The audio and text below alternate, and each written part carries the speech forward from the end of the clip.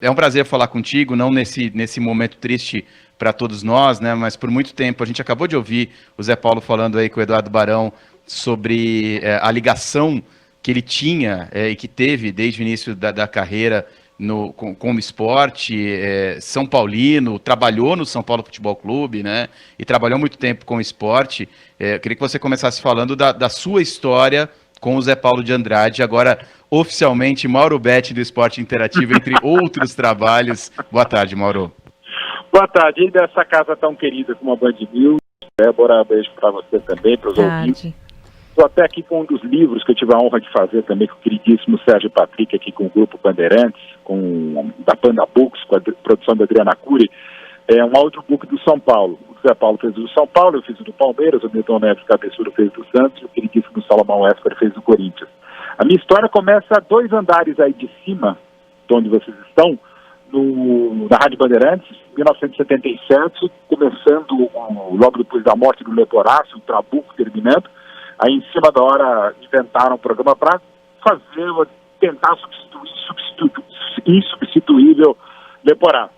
Então, escalaram o Salomão Esper, meu pai, João Betti, e o Zé Paulo de Andrade para fazer o Jornal Bandeirantes, gente que até hoje está no ar. Né? De 77 a 85, meu pai lá, foi para a Globo. Quando voltou da Bandeirantes para a Bandeirantes em 2004, trabalhou meu pai de 2004 a 2012. Eu falo que começou a minha passagem com o Zé Paulo, naquele primeiro momento, tinha 11 anos de idade, um dia com meu pai no estúdio, ele falou: palmeirense, tudo bem? E fiquei muito feliz de ser reconhecido como eu sou há 53 anos palmeirense, e o que me faz jornalismo esportivo há 30 anos. E desde 2003, quando comecei na Rádio Bandeirantes, até sair em 2015, quase todas as semanas eu participava do Jornal Bandeirantes, gente, até mesmo antes do meu pai voltar para casa, e era uma honra, como todo dia, participar em 2006, 2010 na Copa do Mundo, todos os dias, ao seu lado também lá na África do Sul, André, e assim, é um cara que eu ouvia como fã desde moleque, acabou virando um colega, virou um amigo de todos nós, porque era um cara que nos dava toques, nos dava dicas, não só profissionais, mas também pessoais. E esse cara maravilhoso, generoso, ao mesmo tempo severo, é esse exemplo de jornalista, esse exemplo do radiojornalismo. Não houve na história do Grupo Bandeirantes de Comunicação alguém tão identificado como o Zé Paulo de Andrade, e na história do radiojornalismo alguém tão íntegro, tão correto, e mesmo que eu não concordasse com muitas das coisas que ele falasse, eu concordava demais da maneira como ele se expunha. E fica claro hoje que o Alexandre de Moraes, participando da programação da Rádio Bandeirantes, ele tantas vezes criticou, e mesmo assim falou, eram críticas profissionais, jamais pessoais. É por isso o respeito à informação bem apurada, e sobretudo às pessoas. Tanta falta vai fazer o Zé Paulo, não só ao rádio jornalismo, mas ao Brasil como um todo.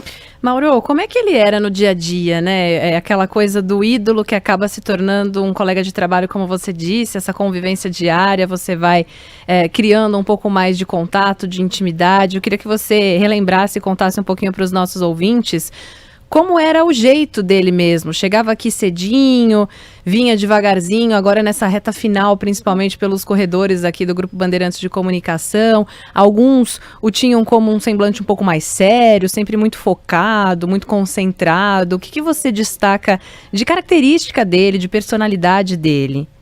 É tudo isso. Eu lembro de muitas vezes, e a última vez que eu me encontrei, inclusive, um pouquinho antes de sair da rádio, e ele, como sempre, abrindo a rádio, abrindo a emissora, abrindo a casa, era ele num cantinho ali lendo o jornal parado, e eu tinha uma imagem, já era por tempo, 3 anos depois da morte do meu pai, mas eu falava, cara, o Zé, quando ele nos deixar, vai ser assim, aqui no estúdio, ou aqui na redação, mas no ar.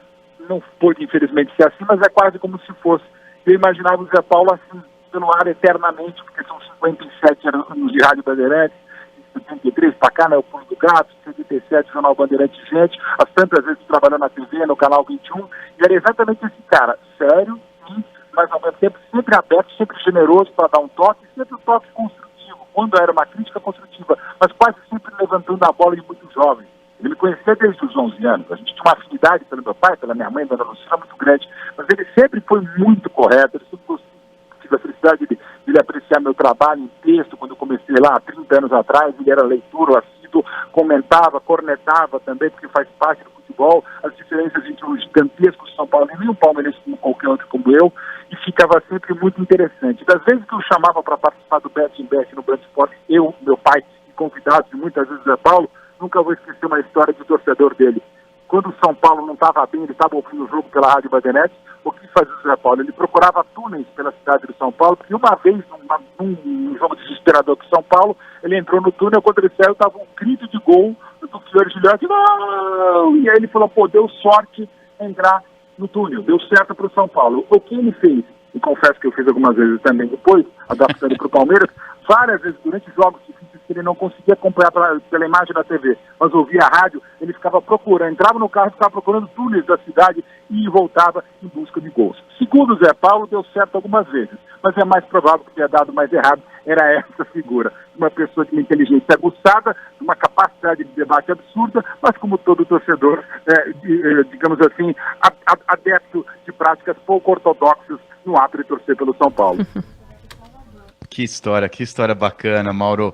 Mauro, a gente tem ouvido hoje, desde as primeiras horas da manhã, desde que a gente ficou sabendo dessa notícia trágica, histórias de bastidores que dão conta de que ele era muito exigente. Em alguns momentos ele era muito bravo também, né? Você presenciou algum tipo de situação nesse sentido? Acho que os grandes jornalistas, por trás dos grandes jornalistas, vem uma exigência com ele mesmo e com colegas muito grande, muito forte, né? Muito grande, muito forte, né? E acompanhado desde os 11 anos, ele, meu pai, o Salomão, e uma grande escola que tive a felicidade de trabalhar em vários veículos, ainda trabalhar, então eu vivenciei com muitos. Ele era um dos mais exigentes, mas essa distinção foi muito grande. E posso falar com você que você também foi meu chefe, você teve a infelicidade de ser meu chefe por um tempo, você sabe como esquecia. A gente conta, ou melhor não contar, né? Mas enfim, o Zé era assim, ele era extremamente exigente, mas muito mais autoexigente, autocrítico do que sair dando patada, né? Ele cobrava, mas cobrava sempre, todas as vezes que eu vi no ar, do lado, né, de fora, ou histórias que o próprio pai contava, ou colegas de Bandeirantes também contavam, era sempre com muita elegância dentro do possível, de uma certa rigidez e rispidez, mas nunca com falta de educação.